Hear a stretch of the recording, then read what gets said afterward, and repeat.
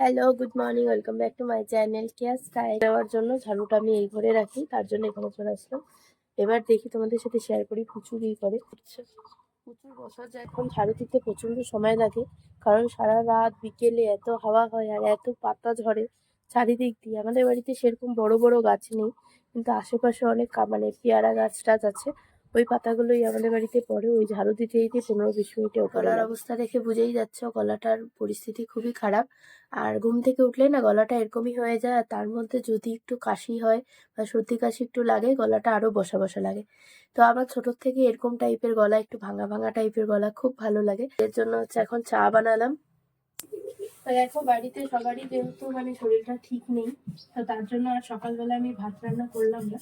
তো এখন বানিয়ে নিচ্ছি সবার জন্য হচ্ছে রুটি। আজকে রুটি খাবো সবাই সকালে, আমিও খাবো। আর এটাকে আমি বিশেষত হচ্ছে তোমার তেলে ভাজা রুটি বলি, পরোটা বলি না, উনি মেশরা পরোটা বলে। আমার এই পরোটা মানে তো কালো জিরা দিয়ে হয় আর কি।